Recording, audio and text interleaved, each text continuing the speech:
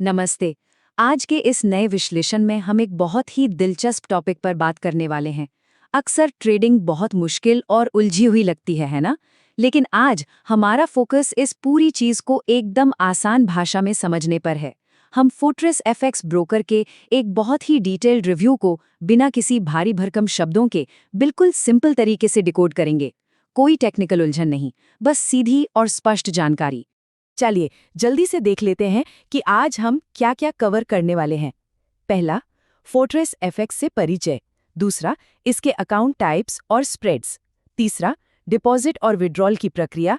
चौथा, प्लेटफॉर्म और इसके लाइसेंस। और आखिर में इनका खास वीआईपी ट्रेडिंग ऑफर। बस इतना ही। अब ट्रेडिंग की दुनिया में सबसे बड़ा मुद्दा क्या है? भरोसा। रिव्यू करने वाले ने एक बात बहुत ही सटीक कही है। उन्होंने कहा, ईमानदारी से कहूं तो मुझे पहले किसी ब्रोकर पर भरोसा नहीं था। अंततः मुझे एक भरोसेमंद ब्रोकर मिला जहां मैं 1.5 साल से अधिक समय से ट्रेड कर रहा हूं। ये कोट पूरी कहानी की नींव रखता है। मतलब पहले तो किसी ब्रोकर पर भरोसा करना ही मुश्किल था, लेकिन ये ब्रोकर एक टेस्टेड समाधान के रूप में सामने आया है। तो चलिए अपने पहले भाग से शुरुआत करते हैं, फोर्ट्रेस एफएक्स से परिचय और इसकी विश्वसनीयता। अब बात करते हैं कुछ ठोस आंकड़ों की। रिव्यूअर ने इस प्लेटफॉर्म का पूरे 1.5 साल तक परीक्षण किया है, और वो भी कोई छोटी मोटी रकम से नहीं, बल्कि $3 लाख से ज्यादा के डिपॉजिट और विड्रॉल वॉल्यूम के साथ। मतलब ये सिर्फ हवाई बातें नहीं हैं।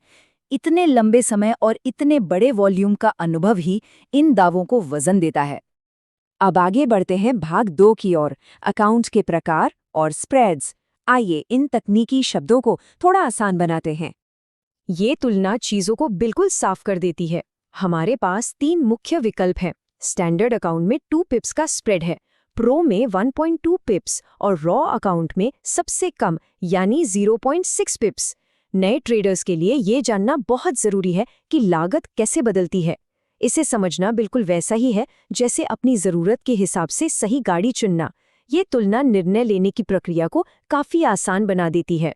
ठीक है, अब आते हैं भाग 3 पर, आसान डिपॉजिट और विड्रॉल, क्योंकि पैसों का लेन देन ही अक्सर सबसे ज्यादा चिंता का विषय होता है। तो यहाँ हमारे पास UPI, IMPS, net banking, international wire और क्रिप्टो यानी यूएसडीटी जैसे विकल्प मौजूद हैं। रिव्यू में जो सबसे शानदार बात दिखाई गई है वो ये कि एक लाइव ट्रांजैक्शन को पूरा होने में 3 मिनट से भी कम समय लगा। जरा सोचिए, 3 मिनट। ट्रेडिंग में समय ही पैसा है, और इतनी तेजी वाकई बहुत मायने रखती है। तो यहाँ सबसे अहम बात क्या है? यूपीआई और क्रिप्टो सबसे तेज और बेहतरीन तरीके हैं, लेकिन क्रेडिट कार्ड्स वो थोड़ी परेशानी खड़ी कर सकते हैं। असल में बिलिंग साइकिल की वजह से किसी के भी फंड्स 21 दिनों तक अटक सकते हैं। कोई भी नहीं चाहेगा कि उसकी पूंजी ऐसे फंसी रहे, इसलिए सही तरीके का चुनाव करना बिल्कुल जरूरी है। पर एक मिनट, क्या सब कुछ हमेशा इतना ही स्मूथ होता है? एक बहुत ही आम सवाल उठता है कि कुछ विड्रॉल फेल क्यों हो जाते हैं। ये एक वाजिब चिंता है, और इसका जवाब जानना हमारे लिए बहुत जरूरी है ताकि भविष्य में कोई दिक्कत ना आए। इसका सबसे बड़ा कारण है एल्गो या हाई फ्रीक्वेंसी ट्रेडिंग यानी एचएफटी। होता क्या है कि ये हाई स्पीड सिस्टम्स ट्रेड को इतनी तेजी से करते हैं कि वे लिक्विडिटी प्रोवाइडर तक पहुंचने से पहले ही बाईपास हो जाते हैं। आसान भाषा में कहें तो ये ब्रोकर ऑर्डर्स को नकली सिस्टम के बजाय असली मार्केट में भेजता है। तो अगर कोई ऑर्डर असली मार्केट में एग्जीक्यूट ही नहीं हुआ तो उसका पे आउट मिलना तो नामुमकिन ही होगा। ये एक तकनीकी सच्चाई है जिसे हमें समझना ही चाहिए।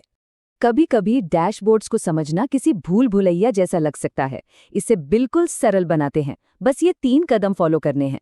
पहला, केवाईसी पूरी करें। दूसरा, फिएट वॉलेट में पैसे डिपॉजिट करें। और तीसरा, ट्रेडिंग शुरू करने के लिए उस पैसे को MT5 ट्रेडिंग अकाउंट में ट्रांसफर करें। बस पैसों के फ्लो का ये प्रोसेस इतना ही आसान है। अब रुख करते हैं हमारे चौथे भाग की तरफ, प्लेटफॉर्म और लाइसेंसिंग। चलिए इसके पीछे की तकनीक को समझते हैं। ये पूरा सिस्टम मेटाट्रेडर 5 यानी MT5 पर काम करता है।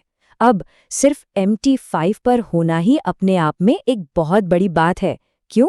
क्योंकि MT5 बहुत ही सख्त नियमों का पालन करता है। हर किसी ब्रोकर को ये प्लेटफॉर्म नहीं मिल जाता। इसके लिए उन्हें बहुत ही कड़ी जांच और मजबूत लाइसेंसिंग की प्रक्रिया से गुजरना पड़ता है। लाइसेंसिंग की बात करें तो रिव्यू में एक बहुत ही मज़ेदार उदाहरण दिया गया है। चूंकि ये ब्रोकर मुख्य रूप से एशियाई बाजारों पर फोकस करता है, इसलिए उनके पास वही के लाइसेंस हैं। मतलब अगर किसी को यूरोप में गाड़ी चलानी ही नहीं है तो वो यूरोपियन ड्राइविंग लाइसेंस क्यों लेगा? बिल्कुल सही बात है। चूंकि उनका फोकस यूरोप नहीं है, इसलिए वहाँ के लाइसेंस की कोई ज़रूरत नहीं है। ये तर्क बहुत ही प्रैक्टिकल है। और अब हम पहुंच गए हैं अपने अंतिम और 5वें भाग पर, वीआईपी ट्रेडिंग ऑफर। आइए देखते हैं कि इसमें क्या खास है। अब यहाँ जो सबसे दिलचस्प बात है वो है ये $200 का आंकड़ा। ये वो मिनिमम डिपॉजिट है जो वीआईपी टेलीग्राम सिग्नल्स ग्रुप का दरवाज़ा खोलता है। ये साफ तौर पर बताता है कि इस खास ऑफर का फ़ायदा उठाने के लिए कितनी शुरुआती रकम की ज़रूरत है। इस वीआईपी ऑफर तक पहुंचने का रास्ता भी सिर्फ 3 आसान कदमों का है। पहला, कम से कम $200 का डिपॉजिट करें। दूसरा, लिंक किए गए गूगल फॉर्म को भरें। और तीसरा, डेली ट्रेड सेटअप्स के लिए वीआईपी टेलीग्राम का एक्सेस पाएं, बिना किसी झंझट के, एकदम सीधा और सरल तरीका। अब बात करते हैं नतीजों की। सोर्स ने अपना एक पब्लिक ट्रैक रिकॉर्ड शेयर किया है। डेटा बिल्कुल साफ है। कुल 43 ट्रेड्स में से 34 टेक प्रॉफिट रहे, 5 ब्रेक इवन पर छूटे और 4 में स्टॉप लॉस हिट हुआ। हम यहाँ बिना किसी पक्षपात के सिर्फ आंकड़े पेश कर रहे हैं ताकि ये खुद अपनी सच्चाई बता सकें। ये देखना काफी दिलचस्प है कि असल में प्रदर्शन कैसा रहा है। इन सब को मिलाकर देखें तो दावा किया गया है कि इस ग्रुप का विन रेट 79% है। और हाँ, यहाँ रोजाना 2 से 3 ट्रेड सेटअप्स दिए जाते हैं। यही वो सफलता दर और कंसिस्टेंसी है जो इस ऑफर को इतना आकर्षक बनाती है। तो इन सब बातों को जानने के बाद एक बड़ा सवाल मन में आता है, क्या डिपॉजिट, प्लेटफॉर्म लाइसेंसिंग और अकाउंट टाइप्स जैसी तकनीकी उलझनों को इस तरह आसान बना देना किसी की भी ट्रेडिंग जर्नी के लिए एक सही शुरुआत हो सकती है? हमारे आज के इस विश्लेषण का बस यही एक मकसद था, इन जटिल चीज़ों को बिल्कुल सिंपल तरीके से समझाना। उम्मीद है कि इस ब्रेकडाउन से चीज़ें बेहतर समझ आई होंगी और विभिन्न विकल्पों को गहराई से एक्सप्लोर करने की उत्सुकता भी जगी होगी, क्योंकि ट्रेडिंग की दुनिया में सही जानकारी ही सबसे अच्छी रणनीति है।